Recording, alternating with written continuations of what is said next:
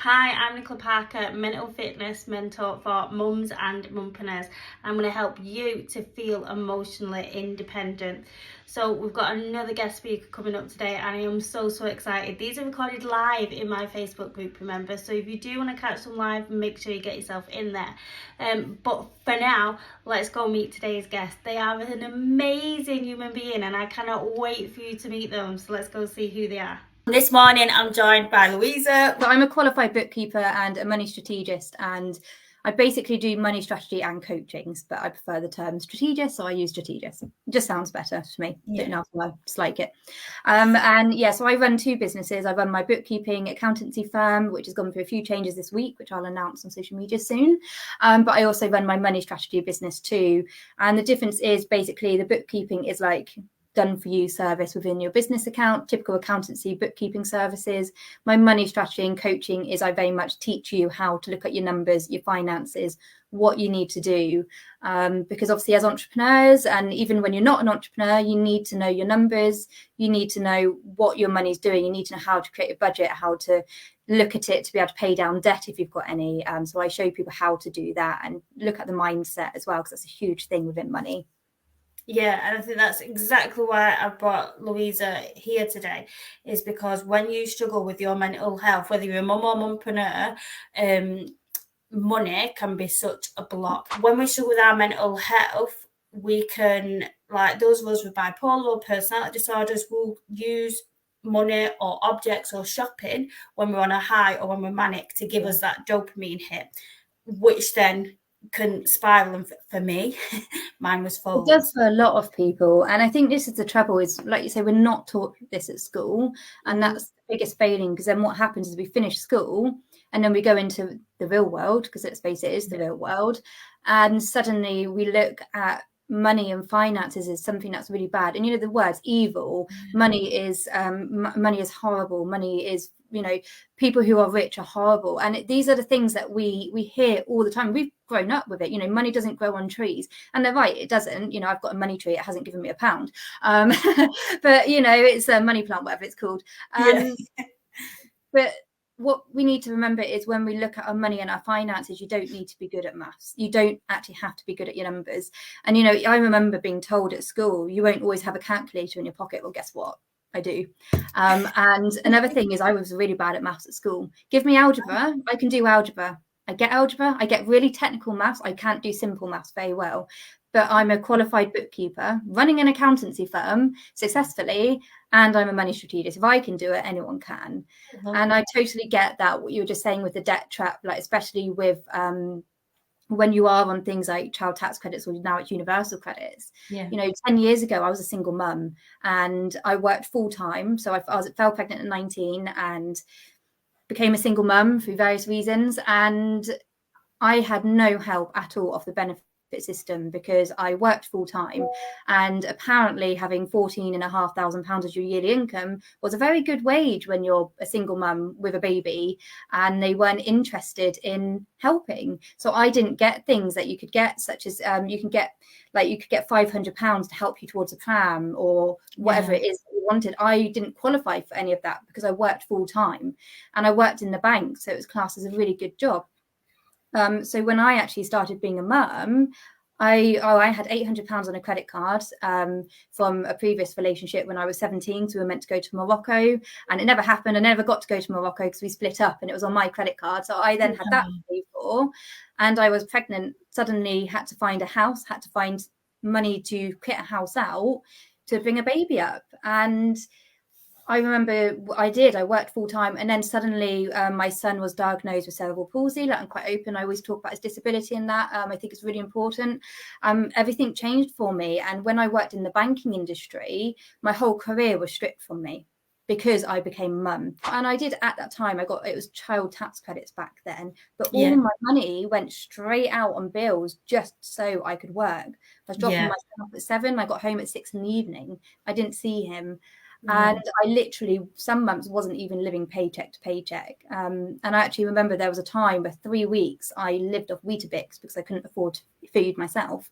My son obviously got food, and I ate the left, whatever he didn't eat. And as a baby, they don't eat much, you know, so you don't get much leftovers. But I ate Weetabix because I couldn't afford food. And I when it goes back to that mindset thing, I had support around me, but I felt so ashamed of my situation. I didn't feel like I could tell anyone. Yeah. And it's only now when I look back and I go, actually, if I had had that feeling that I could actually talk about, if I didn't have those niggles from what I was told growing up, that mindset, maybe I wouldn't have struggled so much. Yeah. And I think it all comes to play, and having that, being in that system with the tax credits and that. And when I finally got to a point where I met my husband and I was able to get out of tax credits, it's really hard because they almost trap you in it to the point where you can't, and you do just have to close it all down and hope that they're not going to go, well, you are now owe us £1,000 because, and the benefit system is broken. It's very good, but it's also very broken in a lot of ways. But sorry, my computer keeps like going black. But the only thing I can say on that is it is possible to get out of that. And even when you are, the reason I'm sharing this is because when you're in that situation, it feels like it's never going to end. Well, just before COVID hit, I went through a bit of a mental health breakdown, which I didn't actually realize until COVID hit that that's what I was going through. And I mean, Amazon is the worst, and I love spending on Amazon because it just turns out so easy. And obviously, you know, I had a baby at this point, again, breastfeeding, 2 a.m. because you're so tired. Oh, Amazon is your best friend on that. There's so many amazing things that you don't need, and then, you know, you buy it. And it is really easy to get into this spend, and it is that dopamine effect that, you know, you say that your brain sends you, and it's that happy feeling. And then what happens though is suddenly that feeling goes, and then you feel, oh, I need to spend again to get that feeling. And it's a really vicious cycle. And that's why it's so important to go into your mindset and actually change and shift the beliefs that we were brought up with, because it goes back again to when I was 20. If I had been more willing to speak about my money and talk about it more openly, I probably wouldn't have been starving, to put it quite honest with you. And again, I probably wouldn't have gone so much of a breakdown when I did go through a mental health crisis. I had 3 kids on my own, was getting no financial support from anybody, and trying to manage money as well, and seeing like the working tax credits, or like the benefits coming in with whatever name they were called at the time, and being like, oh, okay, like that seems a lot of money. And like, I am dyslexic, that doesn't help. But even just that mindset of, oh, that seems a lot of money, and not having the skills or the knowledge for how to then budget that money or manage that money. And I was so fortunate that when I'd gone to the bank to discuss with them that, you know, they can't eat up your benefits money. Like if your benefits money is paid in and that's all you've got, they can't take it. But it can be a bit of a battle to get them to listen to that. And I was so fortunate that a young guy there took me into the little office things they had and helped me to say, look, you need to create a separate bank account so that all your bills money goes in here, and then you can figure out what's left. And he sat and did my budget with me, and it didn't get me out of this shit immediately. And I was like you, where there was a time where the kids were living off 1 packet of fish fingers and 2 tins of baked beans to last us a fortnight, and I, like you, would just eat what was left, or did. I think the longest I went was 3 days with no food whatsoever. And it is that stigma, like I talk a lot in here about the stigma of mental health, but it is also the stigma of saying, especially when you're a mum, or especially when you're a mumpreneur as well, and saying like, I've not got a pot to piss in, I can't feed myself, or I can't feed my kids. And back in our day, I feel like we're showing our age, Louisa. We're like, well, you didn't have calculators and we didn't have this. But I think food banks were probably around, but nobody really knew of them. Nobody really talked about. There was no Facebook. It was almost like you should be ashamed to go to them. That's very much what it felt like. Because if you were going to food banks, the homeless, wasn't it? It was like you was declaring homelessness if you was going to a food bank. So to do that with your kids in tow felt like, oh my gosh, the stigma and the shame. And I think I remember being at a point where we'd been in darkness for an entire day, and I'd been trying to contact my kid's dad to be like, oh, can you have the kids an extra day? And didn't even want to say like I cannot afford to put the electric on. Like I can't afford to do it. What am I going to do? And the shame it'd feel, like I know now, if I would have gone to my auntie, who I didn't really speak with much at the time, and said, I'm a single mum to 3 kids, I'm trying my hardest, but I've just hit a wall, can you help me? But that takes a lot. And even if you haven't got anything wrong with your mental health, even if you haven't got a long-term mental illness, if you're as mentally fit as you possibly can be, that is still a lot. And that's why I love that you're all about giving us those tools and the strategies to learn how to understand money. And I love the fact that you was like, I'm not very good at maths. I didn't even know I was doing bookkeeping. I was like going to be a librarian, because that really helps to empower us. And like one of my 5 pillars to my Stronger Than Your Mind program is about acceptance and understanding.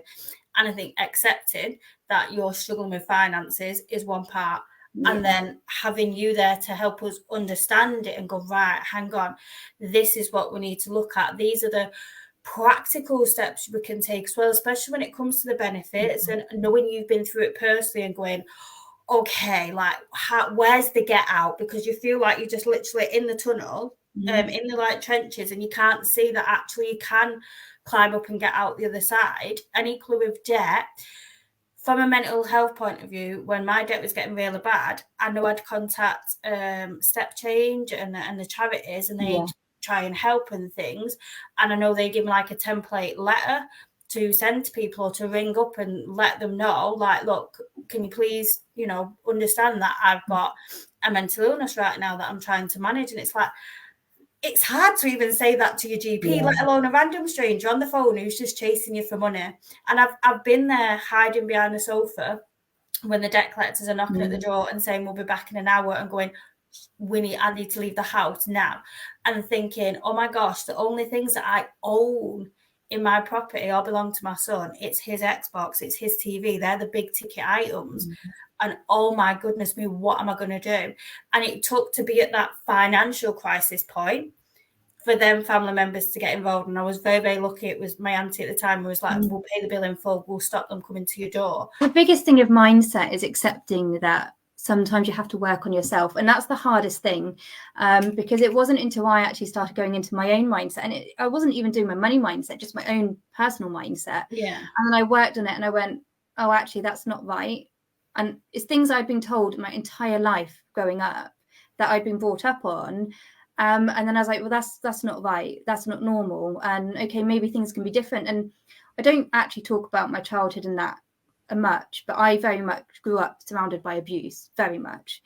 Even, you know, when I fell pregnant, you know, I became a single mum because I left an abusive relationship.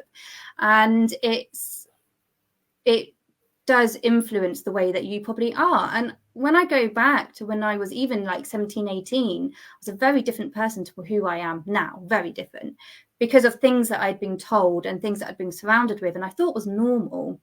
And I think it's very hard. Like, don't get me wrong, I had a good childhood. Like, I did have a good childhood. I was very fortunate and things like that. But when you work on your mindset, you do have to go, right, okay, is there a difference? Is there a block there? Especially when we come into a money mindset, again, because we are brought up with the whole money doesn't grow on trees. You're never going to get money. Money won't come to me. It's these things that we tell ourselves, which are very negative. We don't live in a 9-to-5 society anymore. Because not until we start having these conversations that we realize that we are all or have been in a similar situation. And usually we have the same feelings and thoughts about money. But if you want to bring more money in, there are ways you can do it. You can do things online now. There are sites you can go to where you can outsource work. You can outsource yourself for extra cash. And okay, yeah, you are losing a bit of time, but you don't have to be going to an office 9 to 5. And it's just making those shifts and those changes to change your current situation. So you can put yourself in a different place going forward. Yeah, I think like you said with the debt and looking at the debt, and I know you use the situation of the tires on the car and it not being something you budget for, and you're like, whoa. And I know that is where the mental illness or the trauma side of things can come in, when it is hard to the fact of sitting and thinking I'm going to look at my income and outgoings is a huge obstacle to get over and to do. I know even I did it this week in my business side of things. I was like, I know I need to do it if I need to see if I can afford something, but oh my gosh, I really don't want to do it, because in my head I'm just like, oh, things are coming in and things are going out. That's great. And to look at it is scary. But when I remember looking at my debt, and like you were saying, I love that whole mindset of going, well, what was it for? and then going, well, actually it was for tyres, and that gets me here, there and everywhere. And I remember for me, I really avoided looking at what my debt was for initially, because it felt like it was connected to parts of my trauma. I got into debt becoming a single mum, not having any financial support except the benefit system. And I was just in my early 20s with like a zero-year-old. What is that? With one who wasn't even one yet. Yeah, like, she was nearly one. So I had a nearly 1-year-old, nearly 2-year-old, and like a 6-year-old, and never dealt with money before. My ex-partner had dealt with every single penny, because I was only 16 when I met him, and was on a mortgage, because when I turned 18, went on the mortgage, and now here I was with money coming in. But also I had to start from scratch. When I'd left the house, I couldn't take the sofa with me. I couldn't take the bed with me. I was left with nothing. The kids had nowhere to sleep. So for me, like going into my bank and like, okay, this is the first time I'm having a proper bank account. And similar to yourself, but I work in a hospital, and seeing that, there's kind of free money, and not understanding what APR meant, and thinking, okay, they're just going to give me this money today, like it'll be in my account. So for me, getting into debt was really linked to, oh my gosh, like that was because I've left that relationship, and it all linked to then dealing with the trauma of that relationship. But like you say, if I would have had someone to say to me, okay, but you've left, like the key word is there, you've left, that has helped you to become free. And okay, you're not financially free in the sense of you need to budget and you're into debt, but it has got you free. And I think that tiny little shift of saying, no, it's not just about looking at how much debt you're in and it being doom and gloom and, oh my God, you're in way over your head.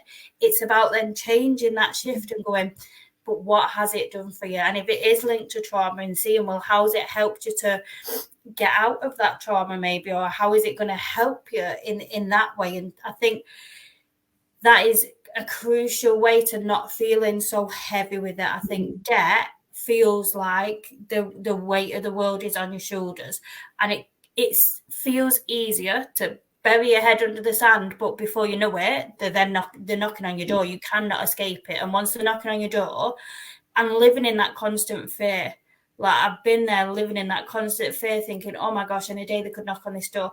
So it's just talking to our children and actually going, look, we just can't do it all the time, and it is a treat, so that again, when they're getting older, we're shifting the beliefs around it, and it doesn't become such a negative thing. And it is really difficult, and I know that because obviously I go through it with my son, how hard that is. My youngest is completely different. He is like my eldest will go into a shop and everything he sees he has to have. So, I wanted that, I've fallen in love with that Teddy, I've named it. I'm like, you saw it 2 seconds ago. My youngest doesn't want anything, so when he does ask for something, I know that it's something he really wants. And it is really hard when we go with children, because as mums, it's the mum guilt that comes into that, and it goes, oh my God, why can't I do that? And it is really difficult, but the reality is that that's life, and we have to sometimes make those changes and that to change our situation. Just trying to read some of the posts, and it's like, I'm the same. When kids at school, I'm literally in the local cafe every single day. I think it's because I'm lonely and seeking out conversations from adults, because I'm surrounded with at home with kids, and I get that. But a way you can change that is go to a park. So if you've got mum friends, go to a park. That, I tell you what, it's the best thing you can do, because my kids my youngest especially does not sit still. So I used to be, because I grew up, my grandma would come and visit us on a Saturday. Our thing to do was go to town, have a coffee, have a cake, have lunch out on a Saturday. I grew up doing that every single week. So for me, that was normality. When I met my husband, he thought it was weird. And I was like, why is it weird? I'm like, we're going to town, we're going to get a coffee, we're going to get a cake, we'll probably have lunch out, we'll go home. And it wasn't and this was recent, it wasn't until COVID hit, and then we couldn't do that. And I sat and went, I really don't even enjoy doing that. My kids act like they're so naughty in town, and I get stressed. We come home, and then I sit there going, oh, didn't even get to finish my coffee, and my cake was up the walls because my youngest has thrown it or something like that. But for me, because it was the norm, it was life doing that. And then COVID stopped it all, and I realized actually I absolutely hate going to town. We stopped doing it. And then now I look for different things. So I will, with my mum friends, then we will go to the park, we'd pack a picnic, we do things. So you still get that conversational style, and your kids go and burn off energy and leave you alone for 5 minutes, because it is really hard. it's like I said, my 5 pillars are accepting, understanding, and then all the rest. But the first 2 is that. So once you accept, you are not being financially awake and aware. You are not accepting your current financial situation. You are not accepting that, yes, you might want to go to the cafe every day because that's a social aspect, but you can still do that and change. So then you start understanding, like this person said, I just can't see your name, but you've already understood why you're going to that cafe. So it's about accepting, understanding that, and looking at them changes. And I think all that is then crucial to being able to look at the budget and go, okay, I'm not looking at this budget to realize how much of a shit situation I'm in right now. I'm looking at to be empowered and to get my independence. And then having someone like yourself around to say, look, this is like, I'll help you to understand finances and financial literacy and all the things that we don't get taught, like aside from the mindset stuff and everything. I know that's a main issue, and especially in my group. But then it is also just knowing, like, I've never felt safe to come to you and be like, I'm doing this, but I don't really know what I'm doing. And you were just so understanding, like, oh, okay, that's fine. Like, this is what you do at the start of going limited, and you need to do this, and you're like, okay. And it just takes that fear element of doing it on your own. And I think the theme has definitely been budgeting and dealing with debt and looking into debt, because like you said, the companies can just want to get you in more debt or give you, like, I constantly get one now because I'm still paying off quite a few of my debts that are in debt repayment schemes, and the repayments have gone up from, like, you can literally pay £1 a month if that's all you can afford. That's fine, as long as you let them know that they will happily accept that as your minimum payment. And then I get a letter every 6 months to say, we're offering you a discount, we will give you 50% off to wipe out this entire debt and it's done with. And only thanks to knowing and seeing, but actually that'll affect me for 6 years. Yeah, I'm so close to paying this debt off. I don't actually want to take this discount you're offering me, because this discount will affect me long term. But it's knowledge is power. It's, do you know what? In every situation, knowledge is power. So being able to come to somebody like yourself, and I know you have really accessible support systems in place, don't you? It's not expensive to work with you. And I think what's important as a mindset thing is to realize that, like, even you've just been saying with the day-to-day stuff, going, well, yes, we could have ice cream and we could have this, but teaching the generation to go, but it's about making choices and it's about being informed with our choices and going, well, if we have this ice cream here, it's going to cost us like £20, which is going to eat into the holiday budget. But if we go home and get as much ice cream as we want out the tub and all the sprinkles, that's not going to cost us as much money. So then we can do this with it. And they're making that informed choice. The awareness of money is one of the biggest things. And that again is pretty much what a budget is. It's an awareness of your money. And going back to what you said earlier about what I posted about recently. So my, lady I'm working with at the moment, just from being aware of money, just being aware of it, she's saved herself £512 a month. That was money she was literally just throwing away. And it was being thrown away. And it doesn't mean you don't enjoy those things. So, we love pizza in my house. Every single Saturday, and I post it on social media, we have a fakeaway night. Fakeaway night is a takeaway that you make yourself. So we make homemade pizzas.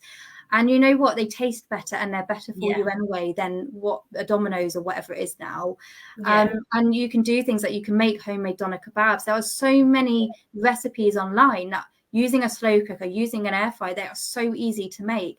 And you know, if you get your kids to do it with you, they enjoy it more. Okay, yes, you have a bit more mess, but the kids enjoy doing it as well. And they're then learning life skills. And there are ways to do things like you say, so you are still having your treat, doing what you want, but in a cheaper way. And okay, you still have your cake and eat it, just make the cake yourself, or make it like a once a month treat, or do it in a slightly different way. And it would be better for you physically as well. And you will feel better for that mentally too, because it is really hard. But the awareness of money is one of the biggest things that you can do, and actually just admitting your situation and then taking control of it. Because when you admit it, you know that you need to get a handle on it and then taking the control. But it is possible. I think that's something that really helps sum it up to go. You can't take control of it unless you look at it. It's like we mentioned Christmas, didn't we? And for years, Christmas felt like such a stress, and it had always been my favourite time of year, and it felt like such a stress. And back in the day, it started so small where, okay, yeah, I used a company which isn't necessarily safe this day and age because they can collapse and things, but I used a Christmas savings company, and I was like, do you know what? I'm just going to budget for £100, just £100. And I know that wouldn't, it doesn't seem like a lot to do Christmas for 3 kids. I had 3 back then. But the first year that I got that £100, and it was back in the day, it was in the vouchers to go to Toys R Us, and it was like, oh, it feels like, so we've got 3 birthdays as well in December.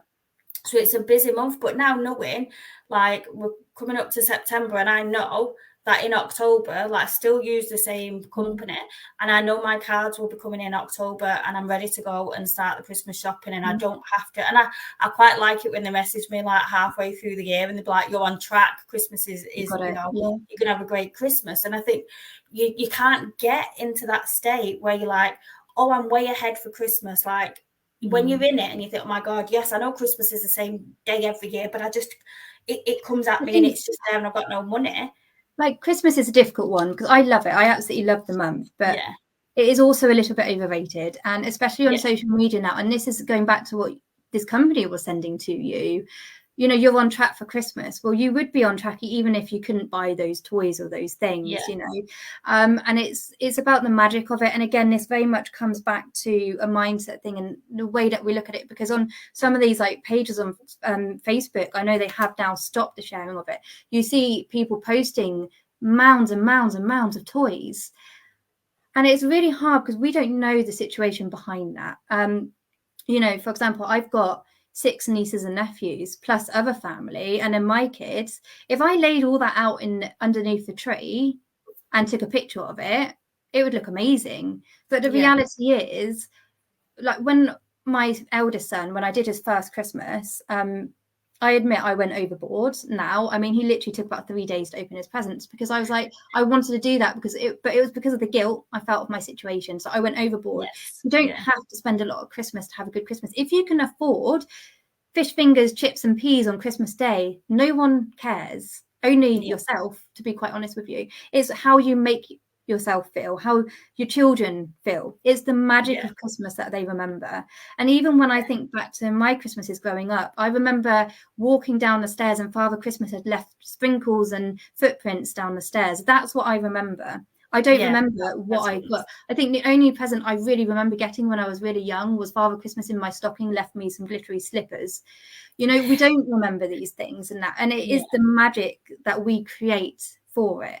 So even if this year you can't afford much, because it is such a hard year for everyone for money, shut off the noise from buy this, buy that. You don't have to buy things to make it amazing. Bake some cookies on the day, sit and stuff your face full of gingerbread men if you have to. Whatever it is that makes it a different day. It doesn't have to be filled with tons of toys. It really doesn't. Because it is that feeling that's going to be remembered, and that is what makes it magical. Children want your time and you more than they want a thing. And it is hard because we are conditioned to feel like we have to spend, and we're going to start seeing it now. It's already out. Buy this, buy that, get ready for Christmas, buy these things, get that. And it's everywhere. Even now on children's channels, it's buy this, buy that. We don't have to do it. There are ways of making that magic without it having to cost money. So, like, you had £100. That's great because you had that money. Some people don't have that, and that's okay. You just need to make it for you. Your Christmas doesn't have to look the same as everyone else and what people are sharing online. It doesn't. And I think that's crucial. Is one, you don't know what's going on behind the scenes. One, if they're not opening the presents, there could be 50p selection boxes in all them. It could be empty cardboard boxes, and they've done the picture purely for the Instagram or the Facebook or whatever. And I know, like, with Aurora, who's 4, she loves watching like YouTube and other kids playing with toys and things like that, and families who are like doing things together. And most of them do then have Christmas episodes where they are opening. It looks like a toy shop. It reminds me out of the scene from A Home Alone where the toy shop then gives them all the gifts in the hotel. And you think, and they're all in the matching PJs and everything else. And for me, I was watching her watch one the other day, and I thought, do you know what saddens me about this is you could see the amount of cameras set up to capture every single moment. You could see the parents kind of like getting things out of shot, and I thought, I hope this was not filmed on Christmas Day, because if that is their Christmas Day, that they're so conscious of filming it, but also we have no idea how they have acquired them.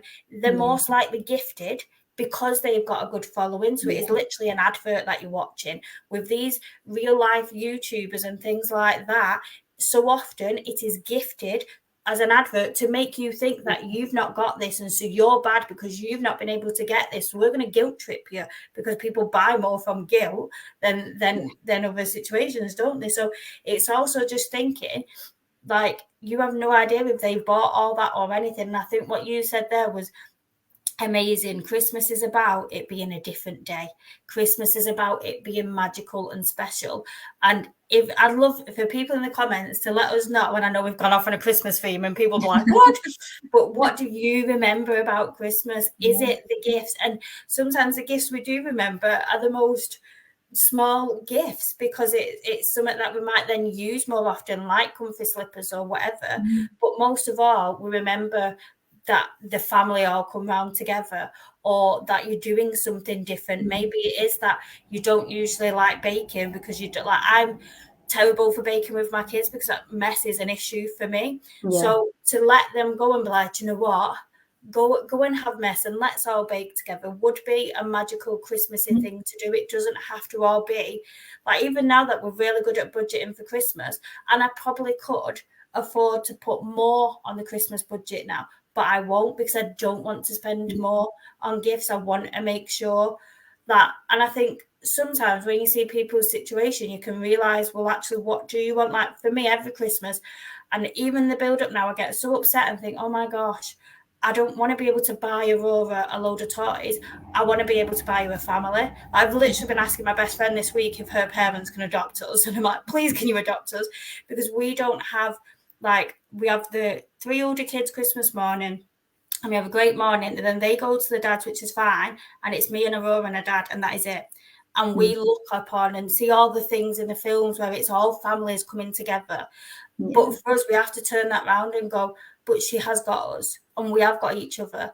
And even if that means that every Christmas Day we go on a walk, just the 3 of us, and do something that shows, no, she's not lonely, because we don't have all these grandparents and aunties and uncles and cousins and nieces and nephews to come together, but at least we're together, and at least we can make it special in that way. So whether it be about the presents or whether it be about the family, it is about making it different. It's not about making it Instagram worthy or YouTube worthy. But I think definitely the thread that has come out on this conversation is that money and mental health and mindset go hand in hand, and that looking at it and accepting it allows you to have that independence, then to then be able to take control of it. And the more that it's so easy to bury our heads in the sand, but then we're never going to change that feeling of being scared, of being vulnerable, and not having that control. So wherever you're watching it, replay, live, whatever, we'll put all Louisa's links in there. And like she said, there's 3 ways to get, like, I'm in Louisa's free group.